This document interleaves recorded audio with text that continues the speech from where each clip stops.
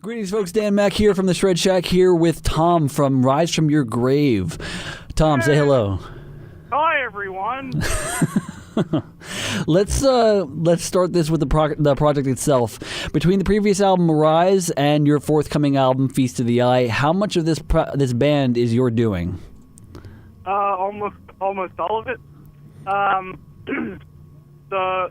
The band itself started as I just wanted to make some music. I had been in some bands for a while and wasn't sort of doing the things I wanted to do.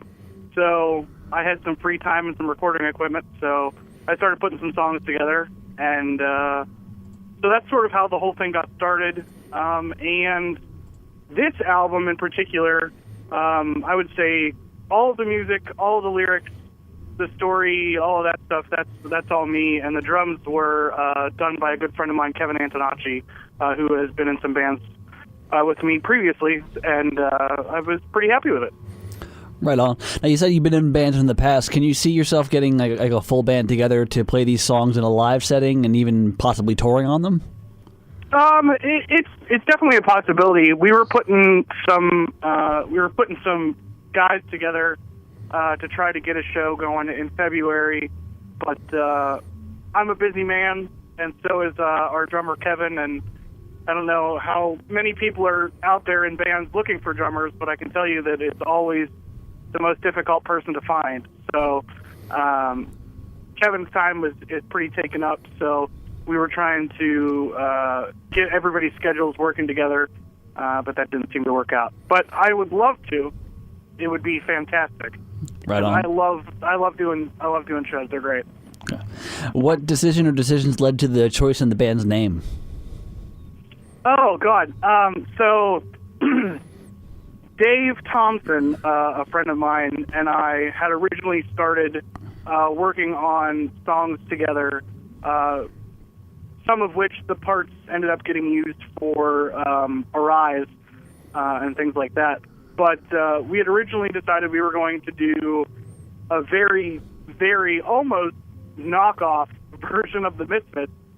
It was very, very faithful to that old school style. But Dave wanted it to be called From the Grave, and I thought it was too cheesy. So instead, I decided that I was going to reference a Sega game.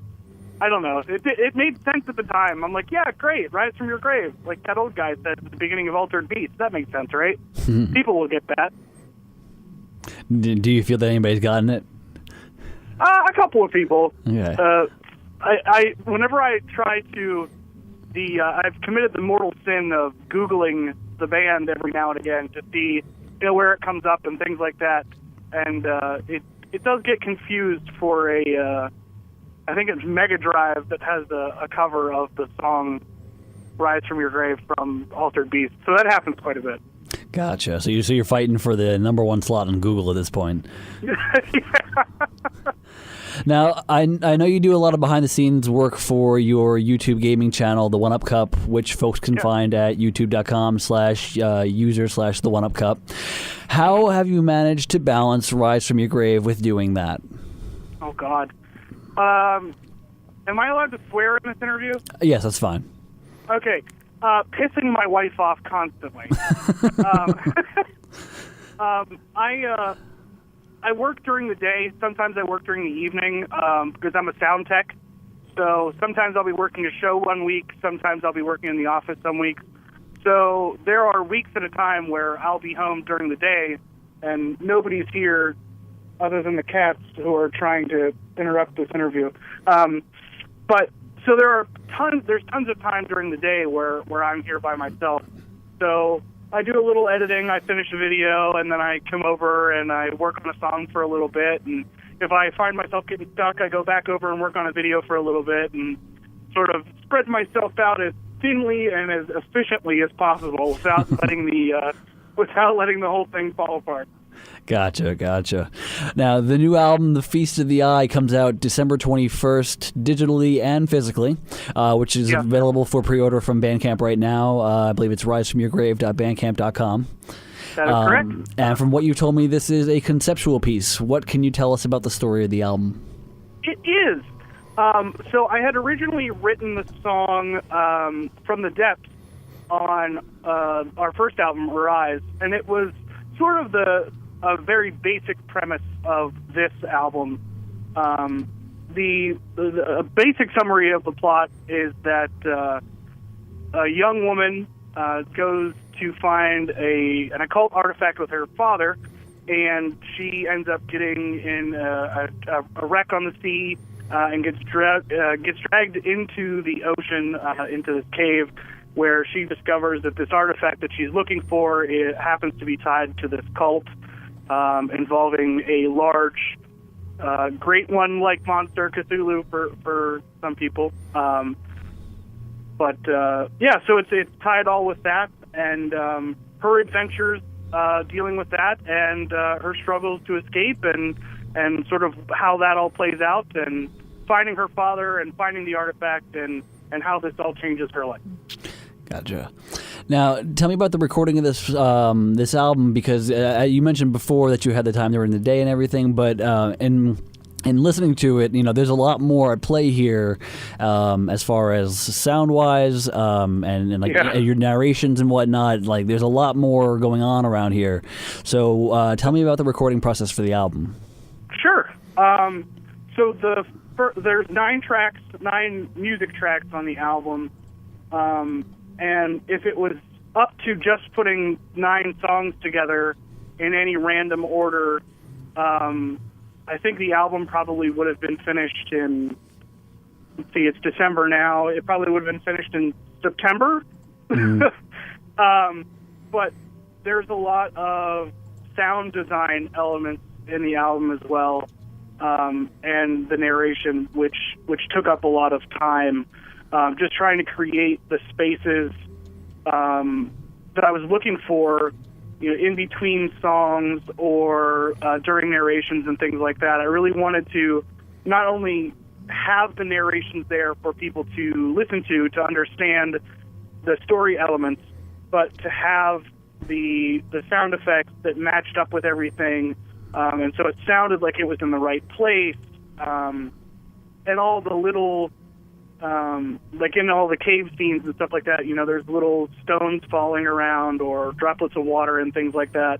I spent a lot of time trying to build the scenes, basically, to help the listener sort of sit in that scene with what was going on, to sort of bring them closer to these scenes and the album itself. Right on. Now, you had mentioned earlier that the first album had the song "From the Depths," which was kind of a precursor to the Feast of the Eye, which means that you had the idea for this in mind way back when. Do you have the next step for "Rise from Your Grave" already planned out, or what comes next for the band? Oh boy, yes. As a matter of fact, I've committed the sin of what I said to my wife that I wouldn't do, which was that I wouldn't start writing music for a new album right away. And that's exactly what I did. You done fucked up. Yeah, right?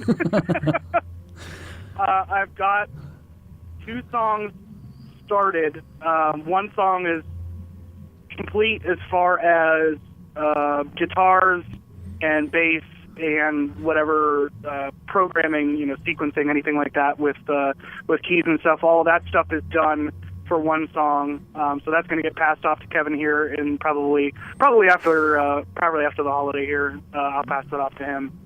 But I do have some plans. I really liked from the first album, what made writing for that album very easy was being able to write about things that I enjoyed. So that's why a lot of the songs on the first album are about things like Bloodborne and Silent Hill, Friday the 13th, Hellraiser, things like that. Those are all things that I really enjoy. Mm-hmm. So I think the new album will be something along those lines, but I'm sort of trying to narrow it down into sort of a very specific set of things that I really like. I don't want to give it away just in case I don't do it, and then somebody, because I'm good for that. somebody will go back, hey, wait a second, that asshole said it was going to be about the Aliens franchise, and this song's about dick dust. So, but I do have a specific idea of the themes of the songs, or sort of a setting or date that the songs will all sort of encompass, to give it sort of a nostalgic-y 80s feel. But I can tell you that the one song that is finished, at least on my end musically, is very, very thrash influenced. Right on. My metal roots keep showing and showing as I write songs. They come out more, which I'm good with. Because writing the 4-chord punk song is easy, but making it interesting to listen to is the difficult part. So that's why I keep adding all these little thrash and heavy metal nods in there, and I feel like I added a lot more of that this time around. So I think people who are looking for a little bit more of a thrashier edge are going to hear some of that in Rise from Your Grave #3 for sure. Right on.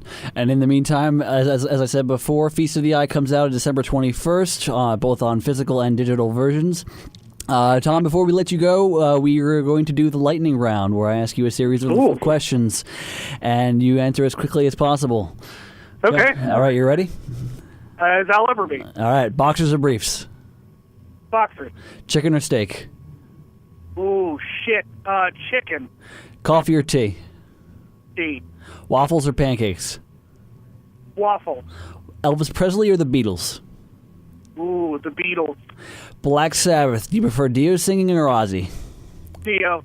Who would win in an arm wrestling match, Lemmy or God? That's a trick question. Lemmy is God. You got it. According to Meatloaf, he would do anything for love, but he won't do that. What wouldn't you do for love? Oh, God. And if you say anal, it's what everyone says. I mean, yeah. Let's go with that. Let's go with that. All right, sum up Metallica's last 15 years in 3 words or less. Meh. Okay, and normally this is if you're banned, but let's say if the One Up Cup group were stranded on a desert island, which member gets eaten first? Bird, without question. Why did I have a feeling you were going to say that? Because he's first of all, he's the most irritating, so he has to go first. Because then he'll shut up first. I love him, but he's an asshole. All right. All right, Feast of the Eye out December 21st. Pick it up on risefromyourgrave.bandcamp.com. Thank you, Tom. Hey, thanks, man. No problem, man. I'll talk to you soon.